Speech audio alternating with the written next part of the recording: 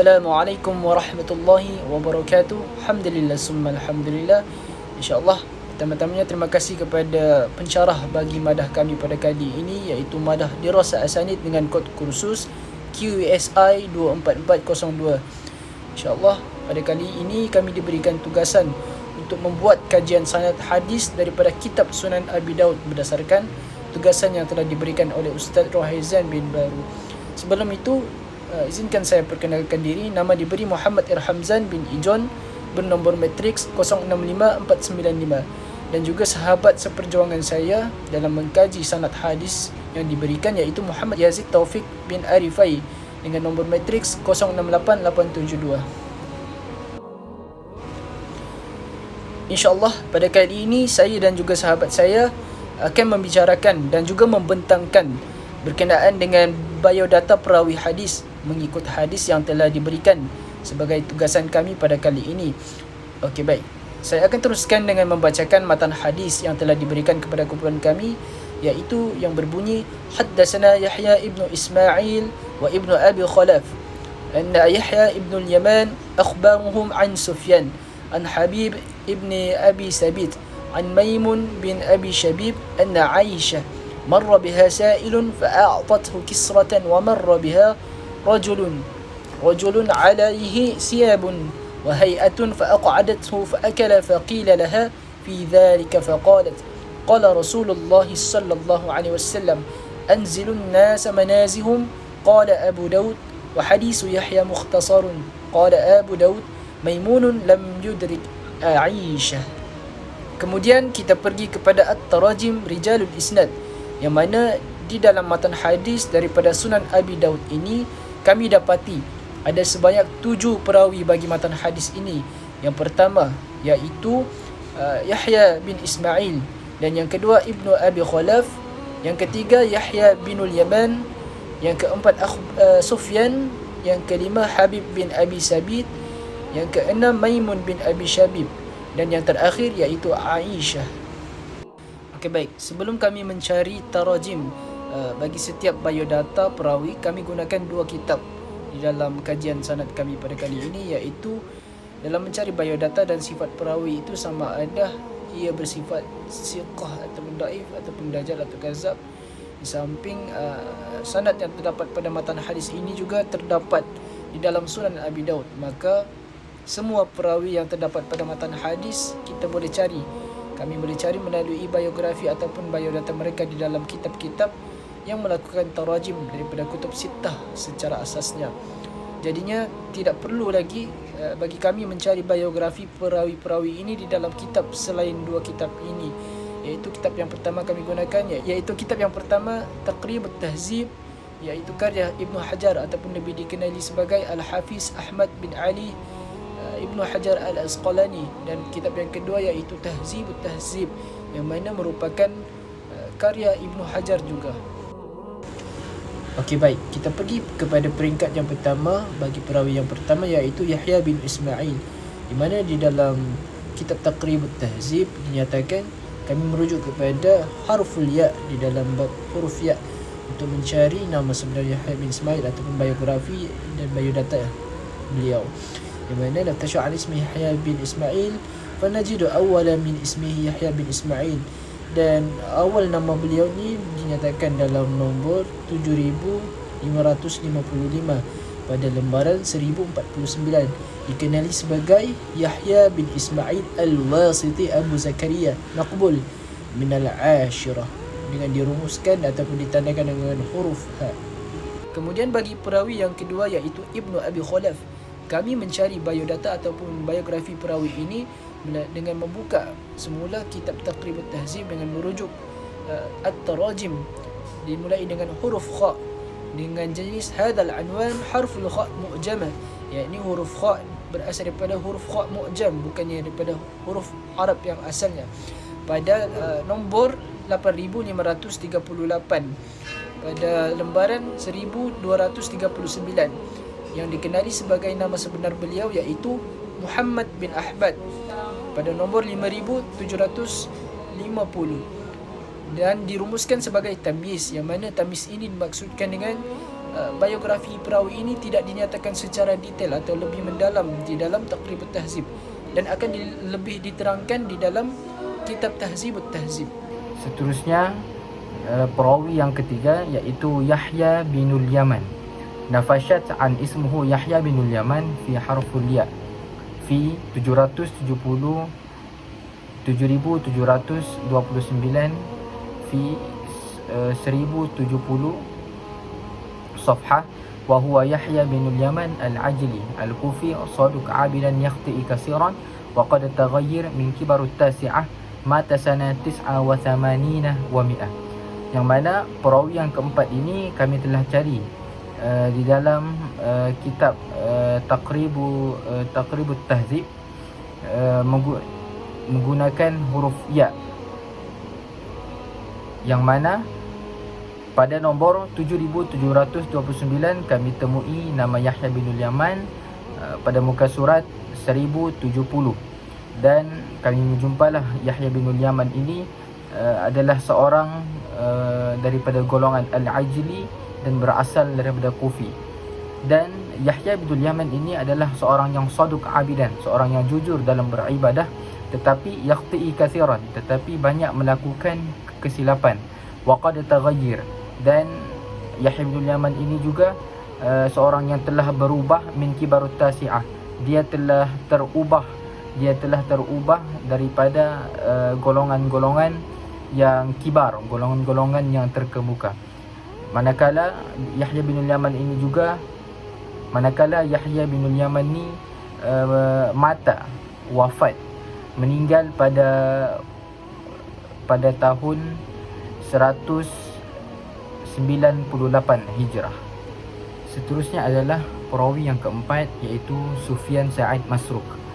Nafashat an ismuhu Sufyan bin Sa'id bin Masruq wal kunyah huwa Abu Abdullah wal nasbu huwa Al-Thawri wal Kufi wa at-tarikhul milad huwa 95 Hijrah ataupun 96 Hijrah ataupun 97 Hijrah, dan beliau ini wafat at-tarikhul wafah huwa 159 Hijrah atau 160 Hijrah atau 161 Hijrah atau 162 Hijrah.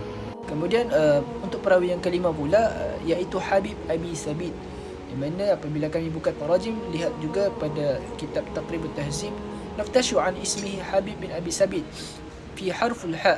Hadal anwan zakara min ismihi Hibban, di mana kami merujuk pada huruf ha, dengan dalam bab huruf ha daripada jenis nama-nama Hibban dengan huruf baris ditandai baris bawah bil kasri ila al-hisin.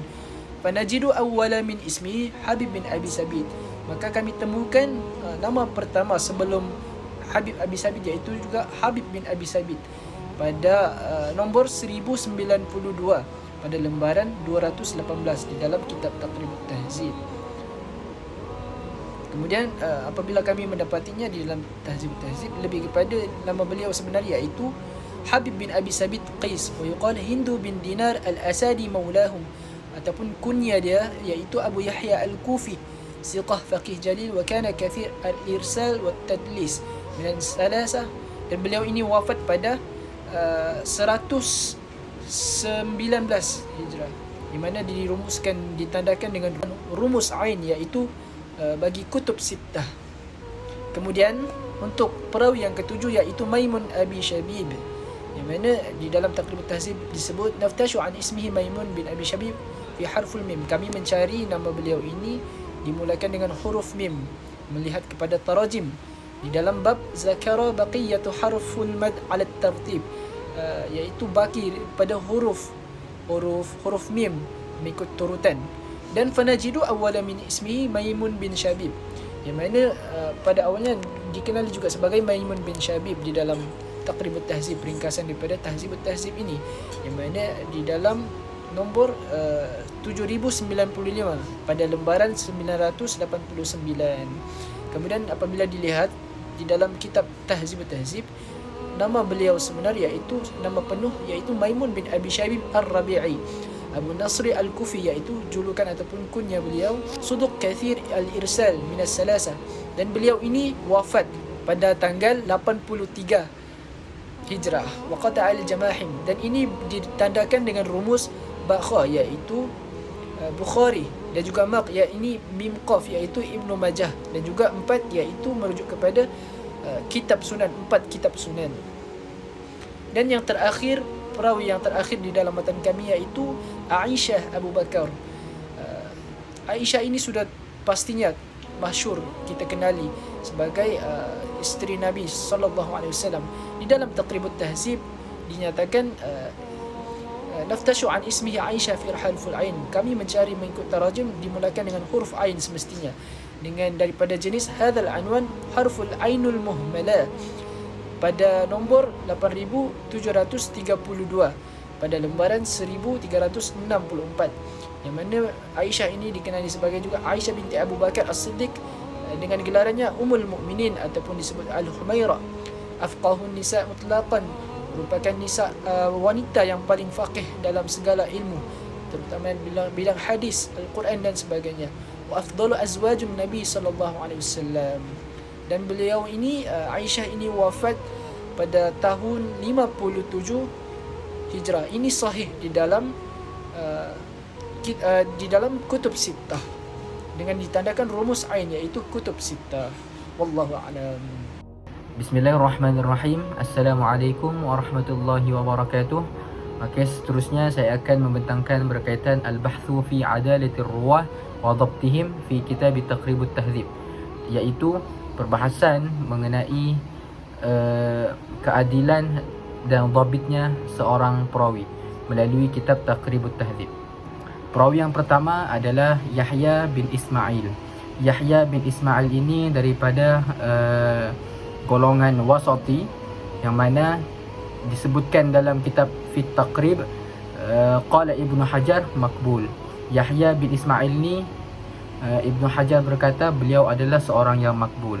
Disebutkan dalam kitab Taqribut Tahzib yang bernombor 1049. Seterusnya perawi yang kedua adalah Ibn Abi Khalaf.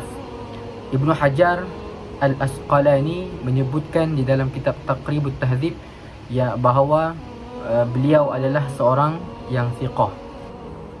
Okey, selepas itu perawi yang ketiga, iaitu Yahya bin Yaman, saduq abidan yakhti'i katsiran wa qad taghayyir, yang mana telah disebutkan dalam kitab Taqribut Tahzib saduq abidan, yang mana Yahya bin Yaman ni adalah seorang abid, yakni seorang ahli ibadah, tetapi yakhti'i katsiran, tetapi sering membuat kesalahan, wa qad taghayyir, dan beliau telah pun berubah daripada kalangan kibarut tasi'ah, daripada kalangan-kalangan yang terkemuka. Seterusnya perawi yang keempat adalah Sufyan Sa'id Masruq. Di dalam Taqrib di dalam kitab Taqribut Tahzib, Ibnu Hajar mengatakan bahawa beliau Sufyan Sa'id Masruq ini adalah seorang yang wakana rubama dallas, yakni seorang yang diragui, tetapi thiqatun hafiz, tetapi beliau seorang yang thiqah, orang yang boleh dipercayai berkaitan dengan hafalannya, thiqatun hafiz, dan faqihun abidan, dan faqih berkaitan dengan ibadah. Okey, seterusnya perawi yang kelima, iaitu Habib bin Abi Thabit. Qala anhu fi at-Taqrib huwa thiqatun faqihu jalil wa kana kathirul irsal at-tadlis, yang mana telah disebutkan dalam kitab Taqribut Tahzib. Habib bin Abi Thabit ini adalah seorang yang thiqah, seorang yang terpercaya, yang boleh dipercayai, seorang yang amanah, dan juga faqihun jalil, yakni seorang ahli fiqh yang terkemuka, tetapi wa kana kathirul irsal at-tadlis, tetapi Habib bin Abi Thabit ini selalu menyampaikan hadis-hadis yang diragui. Okey, seterusnya perawi yang keenam, iaitu Maimun bin Abi Syubaib.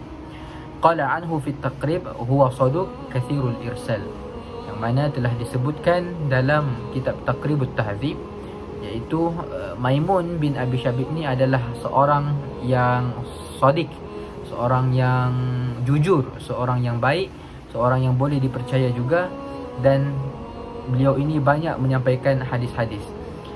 Seterusnya perawi yang terakhir iaitu Aisyah radhiyallahu anha binti Abu Bakar.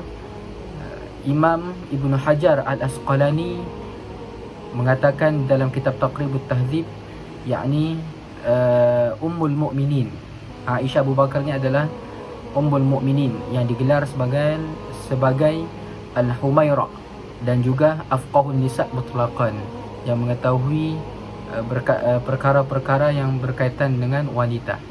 Seterusnya perbahasan mengenai adalatir ruwah wa dhabtihim fi kitabi Tahdzibut Tahdzib, yang mana perbahasan mengenai keadilan dan dhabitnya seorang perawi melalui kitab Tahdzibut Tahdzib. Okey, terus pergi perawi yang pertama iaitu Yahya bin Ismail. Yahya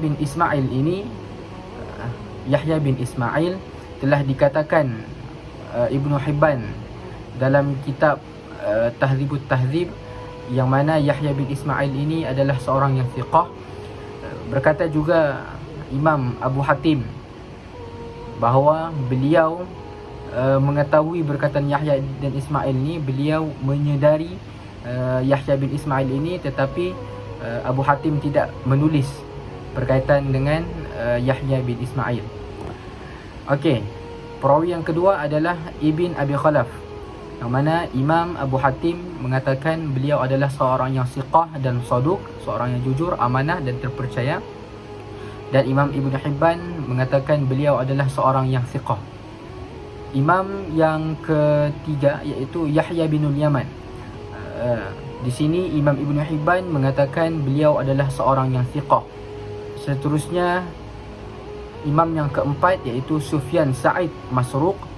Di sini Abu Hatim, Abu Zar'ah dan Ibnu Ma'in mengatakan bahawa beliau menghafal daripada Imam Syu'bah. Okey, seterusnya Habib bin Abi Thabit. Imam Abu Hatim mengatakan beliau seorang yang saduq dan thiqah, yakni seorang yang jujur, amanah dan juga seorang yang terpercaya. Imam Abu Zar'ah juga mengatakan lam yusmi'u min Ummu Salamah, iaitu beliau mengatakan Habib bin Abi Thabit ini tidak pernah mendengar perkataan daripada Ummu Salamah. Selepas itu perawi Maimun bin Abi Syabib. Imam Abu Hatim mengatakan dalam kitab Tahdzibut Tahdzib, beliau mengatakan salihul hadis, yang mana percakapan Maimun bin Abi Syabib ini percakapan yang betul, percakapan yang baik. Selepas itu Imam Ibn Hibban juga berkata beliau adalah seorang yang thiqah, seorang yang terpercaya. Okey, seterusnya yang terakhir adalah Aisyah Abu Bakar. Disebutkan dalam kitab Tahdzibut Tahdzib Afdalu Azwajin Nabi wa Sahabi Masyhur, yang mana Aisyah ini telah kita ketahui adalah seorang isteri Nabi dan sahabat yang terkenal lah, yang masyhur. Was-sahaba la yubhathu anhum bin nisbati lil adalah wad dhab, yang mana seperti yang kita ketahui juga Aisyah ni seorang yang tidak perlu kita bahaskan berkaitan dengan keadilan beliau dan dhabitnya beliau, kerana beliau ni adalah isteri Nabi dan apa-apa hadis yang beliau dengar direct kepada Nabi sallallahu alaihi wasallam.